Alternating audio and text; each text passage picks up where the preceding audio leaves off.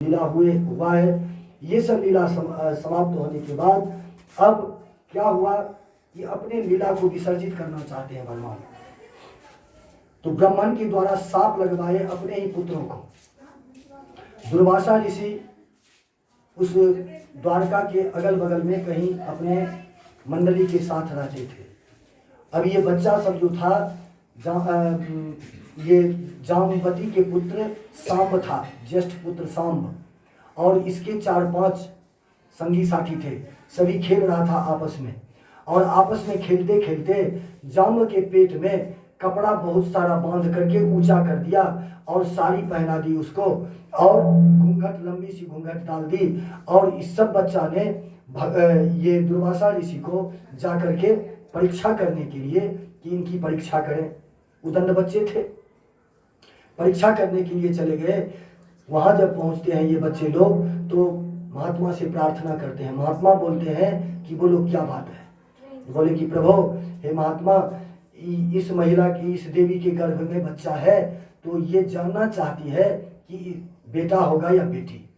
तो वो तो अंतर्जामी है, उनको आ गया श्राप, गुस्सा जो आया तो वो क्या किया, गुस्सा में आकर के जल कमंडलू से लिया और अभिमंत्रित करके उस बच्चा के, जो सांब था, गर्भवती का जो नाटक कर रहा था, उसके ऊपर में छींट दिया और बोला कि इसके गर्भ में वो है जो तुम्हारे वंश सहित नष्ट कर देगा। ये तो भगवान की लीला थी। अब सभी बच्चे आते हैं। आने के बाद जब पेट खोलता है तो देखता है कि इतना बड़ा मूसल लोहा का है। अब इधर क्या हुआ कि ये जो मणि जो दिया गया था इसको, अब ये अक्रूर जी ले आए, शतधन्वा ले लिया। अब इधर काशी में एक पौंड्रक नाम का व्यक्ति था जो झूठा कृष्ण, नकली कृष्ण बन करके ये नाटक करने लगा कि हम कृष्ण हैं, हम कृष्ण हैं, हम कृष्ण हैं। ये सब हुआ, भगवान ने उसका उद्धार किया। अब एक दिन ऐसा हुआ कि जब इंद्रप्रस्थ में ये राजसूय यज्ञ हुआ तो भगवान को न्योता गया कि भगवान ऐसा है कि एक तरफ से इधर से इंद्रप्रस्थ से आता है दूत और एक तरफ से यहाँ से गया से जाता है, बोध गया से दूत, दोनों तरफ से दूत आता है। दोनों को भगवान पूछते हैं कि क्या बात है, बोले। तो पांडवों का जो भेजा हुआ दूत ये बोला कि भगवान, पांडव को जो राज्य मिला है, ये इंद्रप्रस्थ का जो निर्माण किया है, तो इनकी इच्छा है कि राजसूय यज्ञ करें, तो आपका आशीर्वाद चाहिए। बोली ठीक है, आपको भी निमंत्रण है, आप भी पधारें। ठीक है, आप बोलिए आपका पदार्पण कैसे हुआ। बोले प्रभु, मैं गया जी से आया हूँ, बोध गया से। ये जो जरासंध नाम का व्यक्ति है, जब से आपने इसको कंस को मारे हैं, तब से उसने क्या किया, आपके ऊपर जितने बार आक्रमण किया और जितने भी राजा से सहयोग मांगा था, उसने जो नहीं दिया, सभी राजा को बंद कर रखा है। और सभी राजा आपके नाम का मंत्र जप कर रहा है, कृष्णाय वासुदेवाय हरे परमात्मने प्रणतः क्लेशनाशाय गोविंदाय नमो नमः। ये भागवत जी का अमोघ मंत्र है। इस मंत्र का यदि हम जप करते हैं तो भारी से भारी कष्ट दूर हो जाता है। कृष्णाय वासुदेवाय हरे परमात्मने प्रणतः क्लेशनाशाय गोविंदाय नमो नमः। इसका जप हो सके तो करें। तो इस मंत्र का जप कर रहा है तो आप वहां चल के कल्याण करें। तो दूत को बोलते हैं कि पहले मैं गया जी जाता हूं, उसके बाद हस्तिनापुर आऊंगा, इंद्रप्रस्थ आऊंगा। भगवान ने क्या किया कि अर्जुन, नकुल, सहदेव और भीम को साथ किया। 4 ये हो गए, 5वां हो गए भगवान स्वयं। और ये जरासंध में और जितनी भी कमियां हो, लेकिन एक बड़ी खूबी थी, दान करता था। वो भी दान अपने मन से नहीं, सामने वाले के मन से। आप जाएं तो आपकी यदि इच्छा है कि मेरा गया जी में ही, बोध गया में ही घर हो जाए और आलीशान बिल्डिंग हो जाए, बनवा दे, तो वो देता था। मुंह मांगा दान देता था और बलवान बहुत था। तो भगवान गए, संध्या का समय था। जरासंध को पता लगा कि 5 ब्राह्मण आए हैं मेरे यहाँ, 4 ब्राह्मण आए हैं मेरे यहाँ, नकुल, सहदेव, अर्जुन, भीम और ये 5 आए हैं मेरे यहाँ। तो 5 का अतिथि गृह में व्यवस्था किया गया, सब चीज का व्यवस्था हुआ। अब मतलब खाने पीने रहने की सारी व्यवस्था वहाँ पर हो गई। सब अपना हो रहे हैं। अब राजा को गया, वहाँ पर खबर गया कि आपको चाहते हैं, वो लोग आपको बुलाना चाहते हैं। बोले ठीक है चलेंगे। वो भी आया, जरासंध भी आता है और हाथ जोड़ करके, ब्राह्मण है तो ब्राह्मण जान करके प्रणाम करते हैं। ब्राह्मण देवता आपको प्रणाम है, बोलिए क्या आदेश है। तो बोले कि हम आपसे द्वंद्व युद्ध चाहते हैं। तब जाकर के इसका माथा ठनका। बोले ठीक है आपको मिलेगा। आज तक मेरा रिकॉर्ड नहीं है कि मैंने मुंह मांगा चीज नहीं दिया हो किसी को, आपको भी मिलेगा। लेकिन युद्ध तो केवल क्षत्रिय मांगते हैं, लेकिन आप तो ब्राह्मण लगते हैं, तो ब्राह्मण भला कैसे युद्ध कर सकता है? ब्राह्मण तो ज्ञान की बात करता है, आप ब्राह्मण नहीं हैं। आप पहले बताएं कि कौन है। तो भगवान बोलते हैं कि मैं वासुदेव कृष्ण, और ये अर्जुन, ये भीम, ये नकुल और सहदेव। तब ये बोलता है कि हमारी तुम्हारी क्या लड़ाई होगी, क्या युद्ध होगा हमारे तुम्हारे बीच में। तुमको तो मैं 27 बार हरा दिया, 28वें बार में तुम भाग गया, जो भागा ही रहा अभी सामने आए हो। तो हारे हुए से मैं युद्ध नहीं करता। ये अर्जुन है, ये तो वैसे ही दुर्बल है। और ये जो दोनों है ना, ये तो सुकोमल है। नकुल और सहदेव बहुत ही, पांचों पांडव में सबसे सुंदर यही था और कोमल भी देखने में। तो ये तो बच्चा है, इससे क्या युद्ध करूंगा। हाँ ये ठीक है। भीमसेन का कंधा पकड़ के ये बोला जरासंध कि ये युद्ध करने लायक है। ठीक है। भगवान भी बोले कि मैं भी तो यही चाहता था, मन में बोले हैं, बोल के नहीं, मैं भी तो यही चाहता था कि तुम इसके ही साथ युद्ध करो, इसीलिए तो मैं भीमसेन को लाया हूं। ठीक है। रात्रि विश्राम हुई, उसके बाद सुबह हुआ, युद्ध स्थल की तैयारी हुई। वहां पर चारों तरफ से उसको नाकेबंदी कर दिया गया कि बीच में तीसरा कोई नहीं जाएगा, मात्र ये जरासंध और भीम, और ये पांडव और भगवान जो बच गए, ये सब देखने के लिए है। और पूरे जितने भी नगरवासी थे सभी चारों तरफ देख रहे हैं। दोनों का द्वंद्व युद्ध हो रहा है। होते होते होते होते शाम हो गई, कोई फैसला नहीं हुआ। फिर दूसरे दिन, तीसरे दिन, इसी तरह से युद्ध होते होते एक दिन ऐसा हुआ कि भीमसेन भागने लगा कि अब हमको युद्ध नहीं करना है केशव, तुम तो मार देगा मुझे, इसकी शक्ति ऐसी है कि हम इससे नहीं जीत सकते हैं। अब हमको यदि आज के युद्ध में गए तो ये मेरा सफाया ही कर देगा।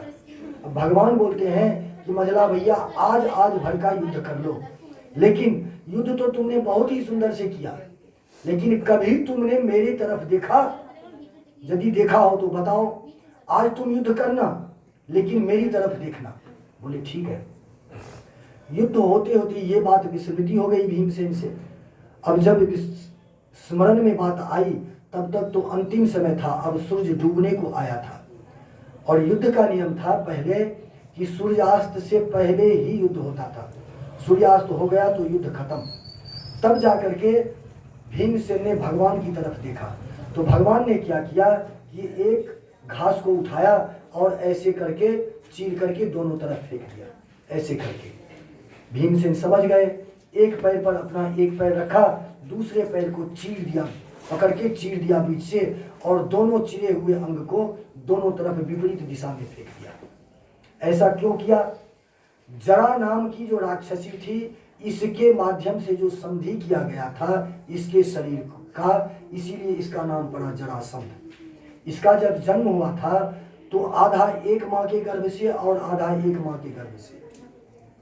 इस राजा को जो फल मिला था, फल का ही आशीर्वाद है, महात्मा का ही आशीर्वाद है जरासंध भी। तो फल तो एक मिला था, पत्नी दो थी, दोनों पत्नी को ये आकर के आधा आधा करके खिला दिया। अब संतान तो हुई लेकिन आधा आधा। अब ये सोचे कि भला ये संतान कोई काम का है, अपने दूध को दिया कि जाकर के जंगल में फेंक दो। दोनों टुकड़े को जंगल में फेंक दिया। उधर से जरा नाम की राक्षसी आ रही थी, तो कुछ दूर आने के बाद उसको एक टुकड़ा मिला, उसको उठाई, फिर जब आगे बढ़ी तो दूसरा टुकड़ा भी मिला। अब तो ये आश्चर्य में पड़ गई, ये तो है मनुष्य का ही टुकड़ा, लेकिन दो है, ऐसा कैसे हुआ? ऐसे करके कौतूहल बस ऐसे जो किया, दोनों आपस में चिपक गया, और चिपकते ही जोर से अट्टहास करने लगा। इतनी जोर की भयानक आवाज हुई कि जड़ा नाम की जो राक्षसी थी वो डर के मारे भाग गई। अब ये आया अपने महल में और उस दिन से अपना चल रहा है। तो युद्ध हुआ, युद्ध होने के बाद भीमसेन के द्वारा उसका उद्धार करवाए भगवान। अब आए हैं यहाँ पर राजसूय यज्ञ होगा। तो राजसूय यज्ञ में देखिए नियम है किसी भी यज्ञ अनुष्ठान का, यदि जाए तो मूर्ति मत रहे। अब किसी घर में यदि कोई यज्ञ अनुष्ठान होता है तो वहाँ पर बहन को, बुआ को, जितने सगे संबंधी हैं सबको बुलाया जाता है। लेकिन आजकल होता क्या है कि सब खाली भोज खाने के लिए आ जाते हैं, काम काज कुछ करेंगे नहीं। अब जैसे कहीं शादी हो रही है उसमें हम जाते हैं तो हमारा काम क्या है कि वहाँ का काम ज़्यादा से ज़्यादा देखें, उसमें हाथ बटाएं, न कि भोजन करें और बैठे रहें और गलती निकालें। तो जहाँ कहीं भी यज्ञ अनुष्ठान हो, ऐसी कथा का आयोजन हो, हमसे जो ही बन पाए, कोई आया चादर बिछा दिया, कोई आया फूल सजा दिया, कोई आया कहीं से प्रसाद की व्यवस्था करके, उसमें सहयोग करना चाहिए सबको। तो वहाँ पर ऐसी व्यवस्था हो रही है, सबको सब भाग दिया गया। भगवान आए हैं, भीमसेन को वो भंडार की गद्दी पर दिया गया है, ये दुर्योधन को दान की गद्दी पर दिया गया है। अब बताइए दुर्योधन को क्यों, वो तो दुष्ट था, इसको इसलिए बैठाया गया दुर्योधन और कर्ण को कि ये पांडवों से जलता है, तो जितना चाहेगा दोनों हाथ से दान देगा, और जितना दान देगा उतना राजकोष में वृद्धि होगी। दान हम जितना देते हैं उतना उससे ज्यादा हमारे धन की वृद्धि होती है, ऐसा शास्त्र का नियम है। तो इस तरह से सभी का काम बांट दिया गया। अब भगवान स्वयं अपने लिए काम रखे हैं, एक सबसे जो निकृष्ट काम है वो क्या है। भगवान ने कहा कि मेरा काम रहा इस यज्ञ में कि जितने भी ब्राह्मण, संत, महात्मा जो भी आए उनका पाद प्रक्षालन मैं अपने हाथ से करूंगा, उसके जूते चप्पल खड़ाऊं मैं अपने हाथ से सजा करके रखूंगा। ऐसा होता है यज्ञ अनुष्ठान में, यहाँ तो बहुत कम है। तो यहाँ क्या चोरी होगी, कहीं मंदिर भी आप जाएं तो जूता चप्पल बहुत चोरी होता है।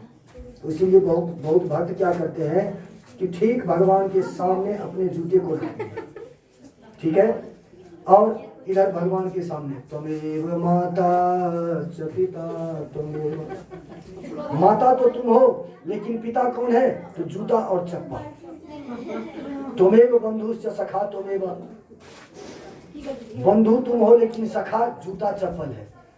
तो क्यों होता है ऐसा, ऐसी विकृति हो गई है समाज में कि चप्पल चोर बहुत ज्यादा हो गए, जहां कहीं भी जाओ चप्पल चुरा लेता है। तो सबसे बढ़िया उपाय क्या है, चप्पल जूता चोरी नहीं होगा, इस मंत्र को अपना लें।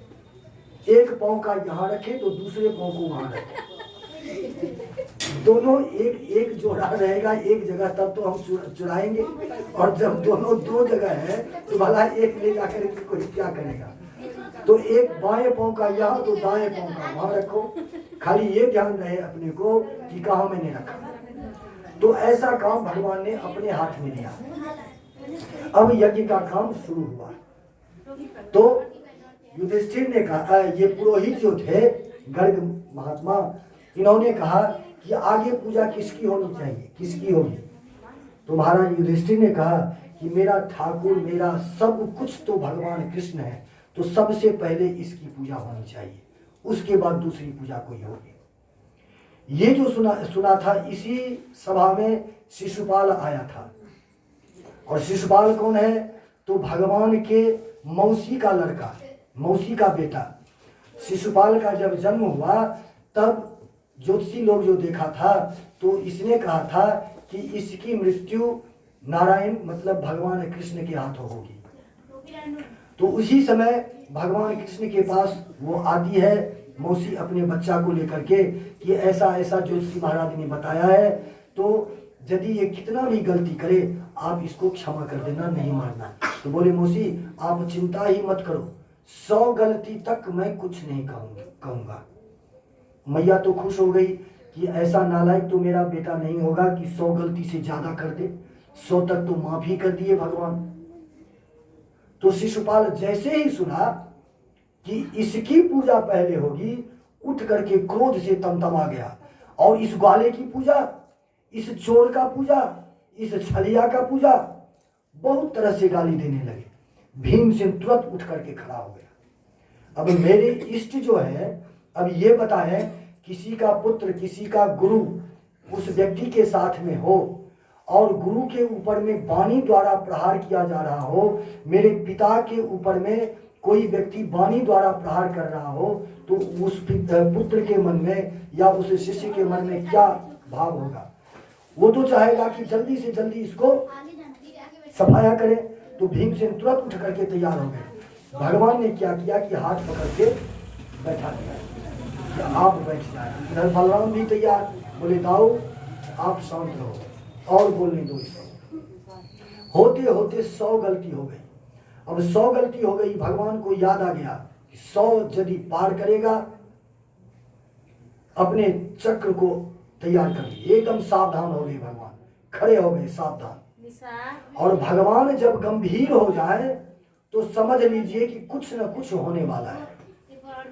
और सभा भरी हुई है, भगवान एकदम गंभीर होकर के खड़े हो गए। और ये है शिशुपाल कि रुकने का नाम नहीं ले रहा है।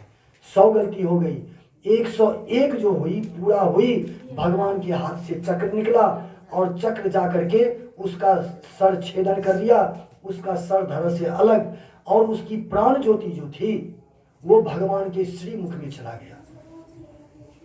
अब परीक्षित जी बोलते हैं कि हे गुरुदेव ऐसा क्यों हुआ? भगवान को तो वो गाली दे रहा था, और भगवान को जो गाली दे और उसको ऐसी मुक्ति मिले, ये तो हम पहली बार सुन रहे हैं आपके मुंह से। तो भगवान सुखदेव जी बोलते हैं कि राजन, इसी को बोलते हैं सायुज्य मुक्ति।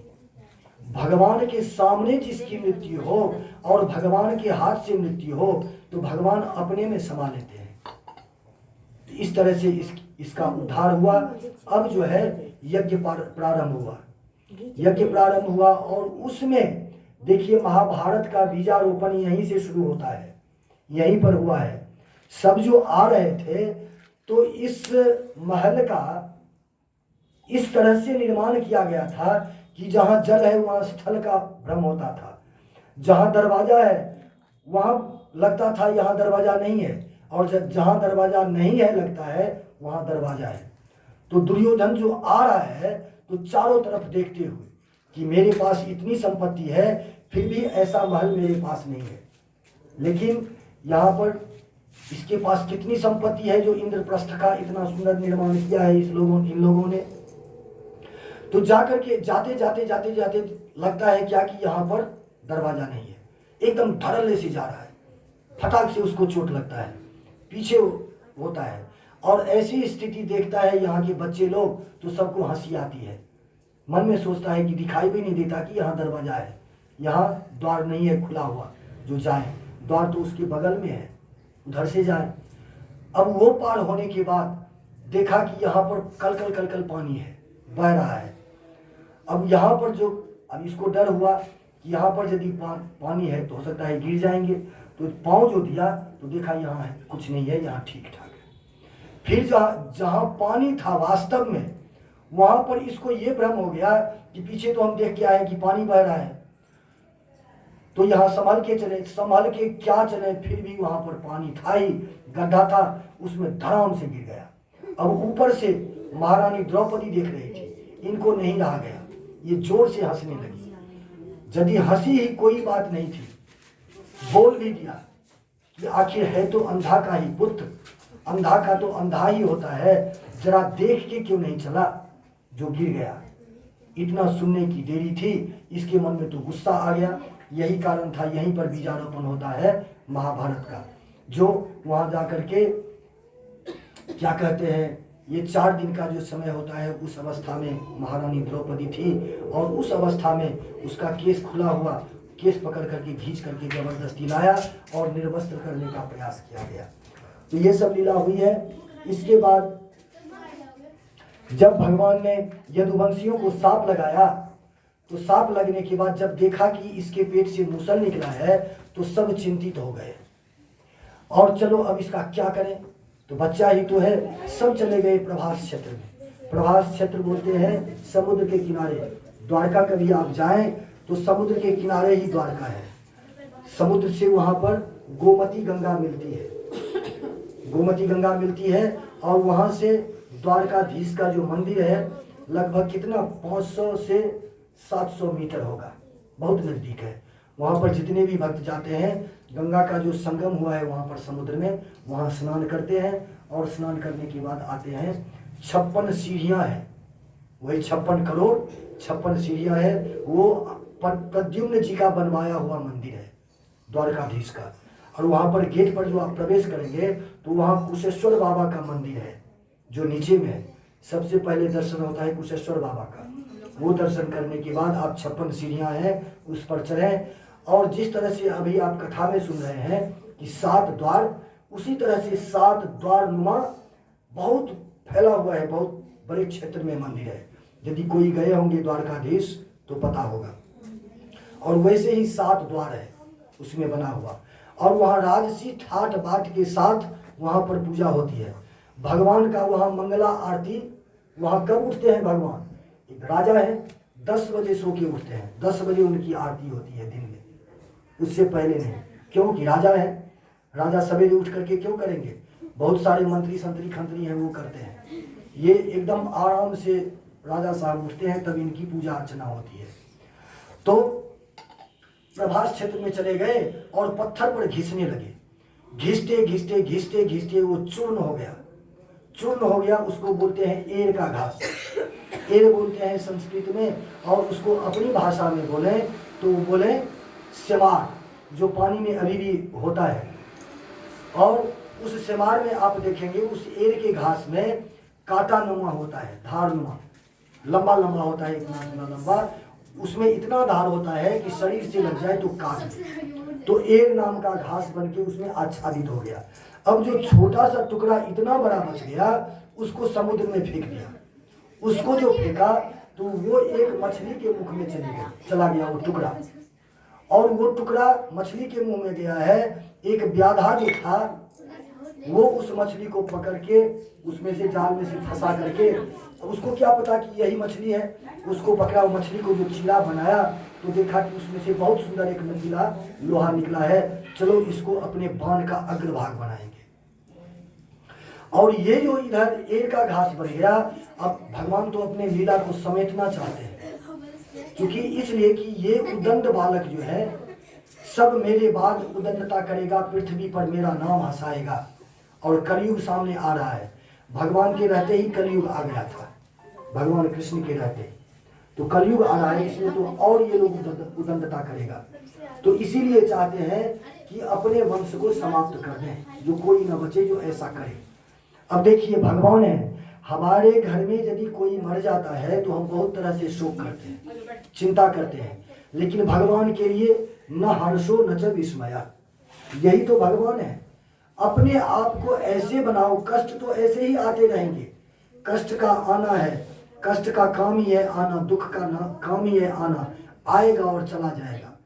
हमारा आपका कर्तव्य क्या है कि भारी से भारी यदि दुख आ जाए उससे घबराना नहीं, भगवान से प्रार्थना करो, हे प्रभु कष्ट तो दो। जिस तरह से मैया कुंती ने आंचल पसार करके भगवान कृष्ण से कष्ट ही कष्ट, दुख ही दुख मांगा, लेकिन एक चीज उसने मांगा कि दुख तो दो लेकिन उसको सहन करने की भी क्षमता हो। ऐसा नहीं कि दुख नहीं दो, अरे दुख मेरे पास आएगा तो सुख भी आएगा, दुख के बाद ही सुख आता है और सुख के बाद ही दुख आता है। यही तो दो चीज है। नदी का किनारा जैसे है, दोनों किनारे से सुख दुख के दोनों तीरों से चल रही राह मनमानी है। तो ये क्या है? सुख और दुख है। कभी दुख उधर जाता है तो कभी सुख इधर आता है, कभी सुख उधर जाता है तो कभी दुख उधर जाता है। तो दोनों भाई है, सहोदर भाई है। जैसे लक्ष्मी और दरिद्रा दोनों सहोदर बहन है। तो आज जो व्यक्ति दुखी है वो कल सुखी होगा ही होगा। आप समाज में भी देखते होंगे कि कल तक कोई अमुक व्यक्ति बहुत दुख काट रहा था, लेकिन आज भगवान ने कृपा किया तो ये सुखी है। और जो कल तक सुखी था उसका ऐसा कर्म है कि आज से दुख हो गया। तो उसमें हमको करना क्या चाहिए कि सुख में यदि हो तो भी भगवान का स्मरण करें, दान करें, पुण्य करें, और दुख में हो तो नाम धन का खजाना लुटाते चलो, कृष्ण गोविंद गोपाल गाते चलो। यदि नाम धन का खजाना लुटाते हैं तो क्या होगा, हमें उसके पास तो कुछ है नहीं, क्योंकि वो तो दुखी है। वो पूजा पाठ जो करेगा, आज जो यहाँ भागवत जी का आयोजन हुआ, ये वैसे ही हो गया, इसमें खर्चा होता है। तो बिना खर्चा का तो धर्म होता नहीं है, बिना धन से धर्म नहीं होता है। धर्म करने के लिए चले, कोई तीर्थ यात्रा यदि जाए तो पहले ही अपने अंटी में पैसा का व्यवस्था करना होता है, वो चाहिए ही चाहिए। बस का किराया है, ट्रेन का किराया है, फिर रिक्शे का किराया है, मंदिर में जाएंगे तो 2-4-5 रुपये कैसे नहीं चढ़ाएंगे, वहाँ लूल्हे लंगड़े बहुत सारे हैं, दान कैसे नहीं करेंगे, तो सबसे आगे अभी पैसा चाहिए। तो ये सब तो चाहिए ही चाहिए। तो दुखी के पास तो कुछ नहीं है, लेकिन जो उसके पास है वो एक सुखी व्यक्ति के पास नहीं है। क्या चीज है उसके पास? तो नाम धन का खजाना है। हमको चाहिए, जो दुखी है उसको चिंता करने की कोई बात नहीं है, चिंता ना करें, केवल हमेशा भगवान नाम का कीर्तन करते रहे, कीर्तन करते रहिए, कीर्तन करते रहिए। भगवान से ये मत प्रार्थना करिए कि हम इतना दुखी हैं तो हमको ये चाहिए। भगवान को ये बोलिए कि आपको जो अच्छा लगे वही करो, मुझे अच्छा लगे ऐसा मत करो। भगवान से यदि हम बार बार मांगेंगे तो भगवान भी क्या समझेंगे, चलो ये बहुत दिन से मांग रहा है, चलो इससे पिंडा चुका है। यदि हम एक बार मांग रहा है तो दोबारा तो नहीं आएगा। तो क्या होता है, वहाँ हमारी छुट्टी हो जाती है उस दरबार में। लेकिन ये दरबार तो ऐसा है, यहाँ किसी भी चीज की कमी नहीं है, जो आप ध्यान में करेंगे वही मिलेगा। लेकिन उसके लिए हमारे अंदर उतनी शक्ति चाहिए, उतनी पवित्रता चाहिए, उतनी भक्ति चाहिए। तो भगवान चाह रहे हैं कि सबको इस तरह से अपने में मिला लें।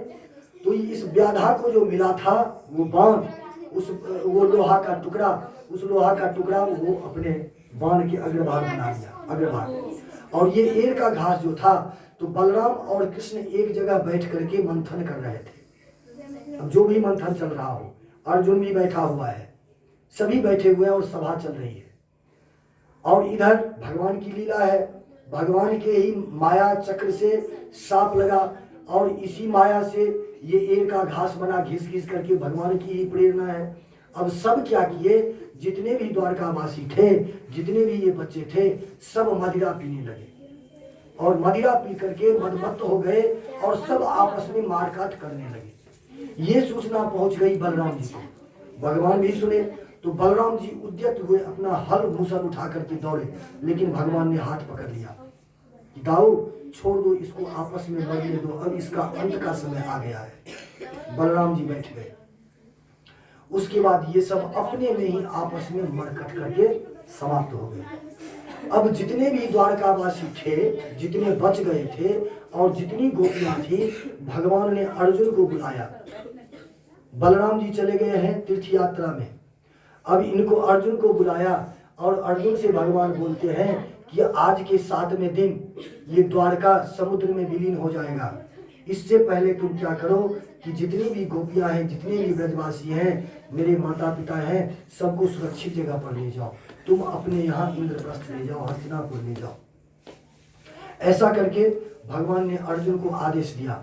अर्जुन सभी को अपने साथ सुरक्षित ले जा रहे हैं, लेकिन भगवान ने वेश बदल करके डाकू का वेश धारण किया, बिल्ल का रूप धारण किया और सभी का हरण कर लिया। तो कहीं कहीं ये भी आता है कि इन्होंने हरण कर लिया और कहीं कहीं ये भी वर्णन आता है, मैंने भी बताया था कि सभी गोपियां ने भगवान का स्मरण किया और स्मरण करते करते वो सभी मिट्टी हो गई। जो अभी भी वो जगह है भेट द्वारका में, द्वारका जाएंगे तो भेट द्वारका नाम का एक जगह है, जहाँ एक कुआं है, सूखा हुआ कुआं, बीच में थोड़ा सा जलाशय है, जल है, और उसी का जो मिट्टी है वही ये गोपी चंदन है। तो सभी गोपियां गोपी बन गई, वही गोपी चंदन है। तो कई कई महात्मा ये भी कहते हैं। तो भगवान ने उसका हरण कर लिया। अब इससे क्या हुआ, अर्जुन की तो शक्ति रही नहीं। अर्जुन कहते हैं ना कि वही धनुषा वही पारथ, हरि बिनु कौन पूरे मोरा स्वार्थ। तो भगवान के बिना जीव अधूरा है। भगवान जब तक अर्जुन के साथ में था तब तक अर्जुन के गांडीव में वो शक्ति थी। आज भगवान नहीं है तो अर्जुन इसकी रक्षा नहीं कर पाए। उसके बाद अपना आते हैं यहाँ ये युधिष्ठिर को बता है कि ऐसा ऐसा हुआ, अपने धाम को चले गए। अब ये भी अपने ये परीक्षित को बोलते हैं कि तब तुम्हारा राज्याभिषेक करके तुम्हारे पितामह लोग जो थे चले गए स्वर्ग को। अब यहाँ पर क्या हुआ कि भगवान अपनी लीला को विसर्जित करेंगे। धीरे धीरे समय सामने आ रहा है। अब अंतिम समय आया, आज भगवान अपनी लीला को पूर्ण रूप से विसर्जित करेंगे। हे परीक्षित, भगवान द्वारका से निकल करके एक बगल में गए हैं, एक कदम्ब का वृक्ष है, उस पर बैठ करके बांसुरी बजा रहे हैं, बंसी बजा रहे हैं। और इनका जो कोमल चरण है वो कोमल चरण लटक रहा है। और वो कोमल चरण कैसा है कि एकदम लाल बुंद। ऐसे दूर से यदि हम देखें तो लगता है कि कोई पक्षी बैठा हो। ये व्याधा कहीं से आ रहा था, वही व्याधा। व्याधा ने देखा कि उस वृक्ष पर भगवान तो बंसी बजा रहे हैं, लेकिन उसके कान में ये गया कि कोई पक्षी बोल रहे हैं, कोई पक्षी का आवाज है। उसने बाण का संधान किया, भगवान के चरण में वो बाण आकर के लगा। बाण लगा, बाण लगते ही भगवान का शरीर नीचे गिरता है। नीचे गिरा, वो व्याधा दौड़ करके आता है। कई बताते हैं कि भगवान नीचे में बैठे थे, लेकिन भगवान ऊपर में बैठे थे, कदम के ऊपर में। बाण के द्वारा बाण लगा, बाण भगवान का शरीर नीचे गिरा है। व्याधा दौड़ करके आया है कि मेरा शिकार बना। वो शिकार क्या होता है, ये तो ठाकुर के सर्वांतर्यामी जो भगवान है, जगन्नेता भगवान, उसके चरण में लगा है। अब ये जो देखा कि मेरा बाण भगवान के पैर में लगा, चरण में लगा, अब ये रुदन करने लगा। भगवान उसको आश्वस्त करते हैं, सांत्वना देते हैं कि ये मेरी ही माया थी, इसलिए ऐसा हुआ है। तुम याद करो कि व्याधा बन करके तुमने अभी मारा है ना। मैंने तुम्हें रामावतार के समय में, तुम बाली था और मैं तुमको ये छिप करके व्याधा बन करके तुम्हारा प्राण मैंने हरण किया था। सो बस यही उसी दिन का बदला आज तुमने मुझसे लिया है। इसमें कोई विस्मय की बात नहीं है, कोई विषाद की बात नहीं है। ऊपर दृष्टि दिए हैं और अब ऊपर इशारा किए हैं। एक सुंदर सा रथ आया है, उस पर व्याधा को बैठा है, अपने धाम को भेजे। अब दारुक आए हैं जो इनके सारथी थे, उसको भी अपने धाम भेजे हैं। अब ये उद्धव जी आते हैं। बहुत देर तक उद्धव और कृष्ण जी का संवाद होता है, बहुत तरह से, बहुत शास्त्र पुराण की बात होती है। इसके बाद उद्धव जी को भेजते हैं बद्रिकाश्रम कि आप चले जाओ बद्रिकाश्रम, वहाँ पर धर्म का प्रचार होगा। तो यहाँ उस दिन, पहले दिन, दूसरे दिन की कथा में आती है कि धर्मः कं शरणं गतः। जब भगवान अपने धाम को, लीला को विसर्जित करके चले गए तो धर्म कहाँ गया? तो धर्म चला गया बद्रिकाश्रम। वहाँ अभी भी जो आप जाएंगे तो आप सच मानिए, हम सुनते हैं गए नहीं है, सच मानिए कि आपका मन आपको ऐसे प्रेरित करेगा कि हम सतयुग में आ गए हैं। वहाँ पर एकदम निर्विकार हो जाता है मेरा मन। अभी भी प्रमाण है, क्यों? कि वहाँ पर धर्म का वास है। तो धर्म को भेज दिया वहाँ। और अब भगवान का शरीर धीरे धीरे जमीन से उठने लगा। और ये भगवान का महाप्रयाण देखने के लिए आकाश मार्ग में बहुत सारे देवी देवता, जितने भी महात्मा थे, मुनि थे, सिद्ध महात्मा सब थे, सब दर्शन करने के लिए आए हैं। पृथ्वी और आकाश के मध्य में जब इनका शरीर गया है तो इनके शरीर में एक विस्फोट हुआ, और विस्फोट होने के बाद एक ज्योति निकली है उसमें से, और भागवत जी के ग्रंथ में आकर के वो ज्योति समा गया है। इसीलिए बोला जाता है, कहा जाता है कि भागवत जी कोई पोथी नहीं है, कोई ग्रंथ नहीं है, भगवान श्री कृष्ण के भांगमयी प्रतिमूर्ति श्रीमद् भागवत महापुराण है। सभी ऋषि महात्मा नीचे आए, सभी देवी देवता नीचे आए, भागवत जी को अपने सिर पर बिठाया है। अब हे परीक्षित, ऐसा तो हुआ कि भगवान अपने लीला को विसर्जित करके अपने धाम को चले गए।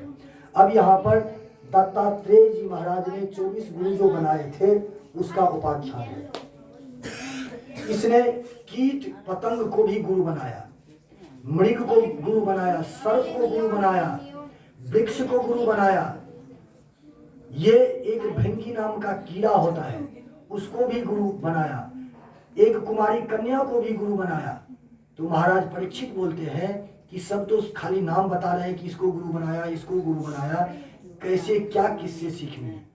देखिए गुरु तो वैसे एक ही होता है, गुरु जीवन में एक ही होते हैं, लेकिन वो होते हैं दीक्षा गुरु। शिक्षा गुरु कितना भी आप बना सकते हैं। दत्तात्रेय जी महाराज तो मात्र 24 गुरु बनाए हैं, हम हजारों बना सकते हैं। जहां कहीं भी जाए, छोटी सी भी ज्ञान मिली तो हम उसको गुरु तुल्य माने कि गुरु जी ही तो ज्ञान देते हैं। तो 24 गुरु हमने बनाए, दत्तात्रेय जी महाराज बोलते हैं। अब ये पृथ्वी को कैसे बनाए कि पृथ्वी में ऐसा गुण है कि कितने वर्षा हो, पत्थर हो, आंधी हो, तूफान हो, सबको सहन करते हुए, कितना भी उसको हम खोदे, कुदाल चलाएं, हल चलाएं, फिर भी पृथ्वी माता हमारे लिए अन्न देती है, सबको सहन करती है। वृक्ष से मैंने ये सीखा कि वृक्ष को कितना कष्ट सहना पड़ता है। धूप है, वर्षा है, कभी ओले वृष्टि हो जाते हैं, फिर भी वो हमारे लिए फल ही देता है। और वृक्ष से मैंने ये भी सीखा कि फल जब लगते हैं तो वो झुक जाता है। तो मनुष्य को चाहिए कि हमारे अंदर जब धन की शक्ति बढ़े, विद्या की शक्ति बढ़े, बुद्धि की शक्ति बढ़े, बल की शक्ति बढ़े, तो झुकना सीखो। मुर्दा कभी झुकता है? मुर्दा तो अकड़े रहता है। तो जो झुकना नहीं सीखा वो उस मुर्दे के समान है। तो मुर्दा मत बनो, झुकना सीखो, इंसान बनो। तो वृक्ष से मैंने ये सीखा। सर्प से मैंने ये सीखा कि शब्द पर मत जाओ। यदि शब्द पर सर्प नहीं जाए तो वो सपेरे के जाल में नहीं फंसेगा। बीन बजाता है सर्प, ये सपेरा को जब पता चलता है कि इस जंगल में चाहे इस घर में सर्प है तो वैसे नहीं पकड़ता है, बीन को बजाता है।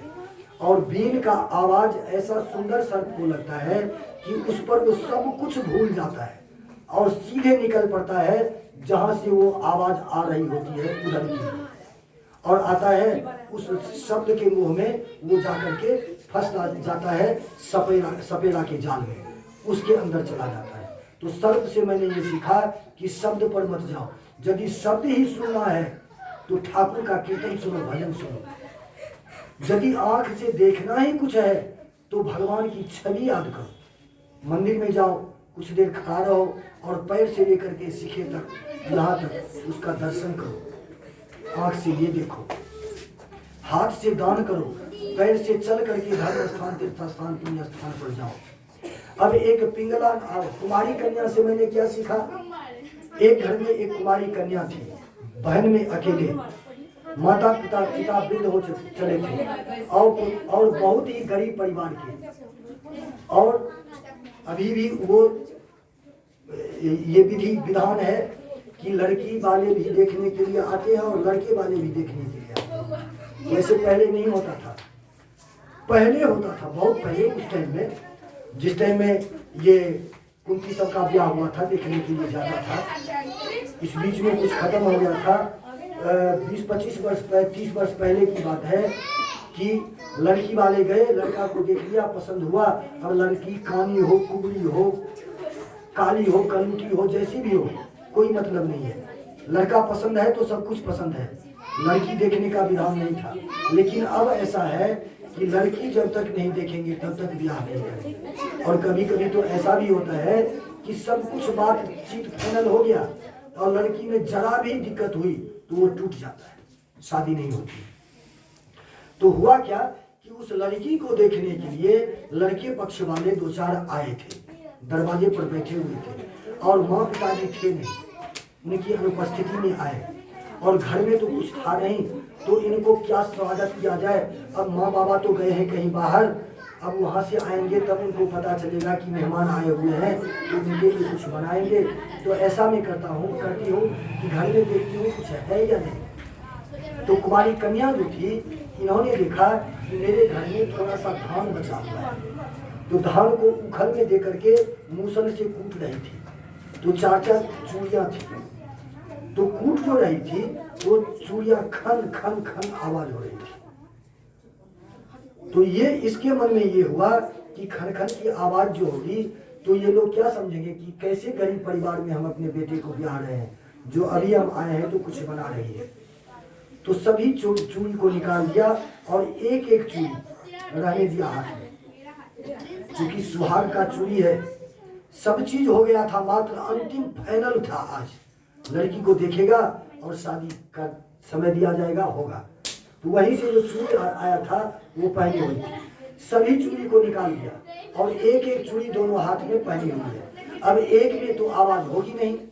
तो उस कुमारी कन्या से मैंने ये सीखा कि जब भी भजन करने के लिए हम बैठे तो एकाग्र मन से बैठे, एक बैठे। ऐसे अपने आप को बना लें कि भीड़ में भी अकेले रहें। जब कहीं जाते हैं तो भीड़ होती है, उसमें तो भजन कर नहीं पाएंगे, तो उसमें अपने आप को अकेले समझो। तो अकेले कब समझेंगे कि हम अपने आप को भगवान के चरण में जोड़ दें, तब एकाग्र होंगे। तो उस कुमारी कन्या से मैंने ये सीखा कि एकाग्रता, एकता। एक यदि हम रहेंगे, एक से दो जहाँ रहता है तो वहाँ झगड़ा होता है। दो बर्तन चार बर्तन जहाँ रहते हैं वहाँ धनमन होता ही है। और जहाँ एक बर्तन कोई है वहाँ कोई आवाज होगी? कोई आवाज नहीं होती है, होता है, क्योंकि वहाँ पर तो दूसरा बर्तन कुछ है ही नहीं। इसीलिए एकाग्रता मैंने उस कुमारी कन्या से सीखा। इसीलिए मैंने कुमारी कन्या को अपना गुरु बनाया। एक पिंगला नाम की गणिका थी, जो विदेह नगर में जनक जी के राज्य में एक गणिका थी। उसका काम क्या था कि मैंने उसको भी मैंने गुरु बनाया। तो परीक्षित जी बोलते हैं कि उससे आपने क्या सीखा? उन्होंने दत्तात्रेय महाराज ने क्या सीखा? तो पर ये सुखदेव जी बोलते हैं कि उससे इन्होंने ये सीखा कि पिंगला नाम की जो वो गणिका थी, अपने शरीर को बहुत सुंदर सजाती और जाती। एक चौक पर उनका एक दुकान था छोटा सा, वहाँ बैठती और देखती कि कौन पैसे वाले जा रहे हैं, जो उनको मैं अपने रूप पर लुभाऊंगा और उससे पैसा ऐंठूंगा। देह व्यापार करती थी बेचारी।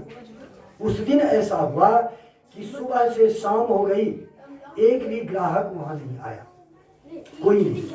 अब तो इसके मन में इतना चिंता हुआ कि इतना देर यदि हम ठाकुर को इंतजार करें, ठाकुर को प्रसन्न करने में समय दें, तो वो तुरंत प्रसन्न हो जाएंगे। उस दिन उसके मन में विरक्ति आ गई। तो मैंने उसको इसलिए गुरु बनाया कि वहां से मैंने एक इंतजार करना सीखा कि यदि इंतजार ही करना है, प्रतीक्षा ही करनी है, तो भगवान की प्रतीक्षा करें। तो वहां पर ये मैंने सीखा। यदु जी महाराज के द्वारा ये जो नवयोगेश्वर संवाद है, ये सब होता है। ये दत्तात्रेय जी के माध्यम से ये 24 गुरु का उपाख्यान हुआ, जो बताया। युधिष्ठिर नारद जी का संवाद होता है, कथा तो बहुत है। तो अब जाकर के सब चीज से निश्चिंत होकर के भगवान जब द्वारका में बैठे हुए थे तो सुदामा जी पर नजर गया। इसके बाद ये होता है। तो सुदामा जी पर जब नजर गई तो देखे कि सुदामा जी मेरे ही मित्र हैं और ये आज बहुत दुखी है, तो ऐसा करते हैं उसके ऊपर में भी कृपा करें। तो एक दिन भिखारी का रूप पकड़ करके भगवान स्वयं जाते हैं और उनको आज्ञा करते हैं। उस दिन सुदामा जी थे नहीं, उनकी ये जो थी पत्नी वो थी सुशीला नाम की पत्नी। सुशीला वो हो जिसका शील स्वभाव सुंदर हो, सुंदर शील सुंदर विचार जिसका हो, वही तो सुशीला है। वो उसके पास जाते हैं, भगवान भिक्षाम देहि याचना करते हैं। सुशीला निकलती है फटी चिटी वस्त्र में और आग्रह करती है कि हे ब्राह्मण देवता, मैं तो इतनी गरीब हूँ कि मेरे घर में पानी भी दूँ तो कहीं दूसरे जगह से ला करके देना पड़ेगा, फिर भी आप यहाँ से वापस हो जाएं खाली हाथ, ये उचित नहीं है। तो अगल बगल के आंगन में जाती है, वहाँ से जो कुछ भी होता है उनको देते हैं। और भगवान जब जाने लगते हैं तब आदेश दे करके जाते हैं, जब भी सुदामा आए, आपके पति जब आए तो बोलना कि द्वारका चले जाए एक बार। ये नहीं बोलते हैं कि मैं भगवान हूँ, तो ऐसा बोल करके यहाँ से जाते हैं। सुदामा जी आते हैं और सुदामा जी के घर का हालत ऐसा है कि शाम खाओ तो सुबह के लिए चिंता और सुबह खाओ तो शाम के लिए चिंता। लेकिन सुदामा जी ऐसी कर्मनिष्ठ ब्राह्मण है, अयाचक ब्राह्मण है कि किसी से मांगते नहीं। भिक्षा यदि मांगने के लिए जाते हैं तो मात्र 5 घर में जाते हैं, 5 घर में जो मिल जाए उसी से अपना जीवन यापन करते हैं। एक दिन की बात है कि सुशीला बैठी हुई थी घर में और उनके जो बच्चे थे सब रो रहे थे, भूख प्यास से तड़प रहे थे।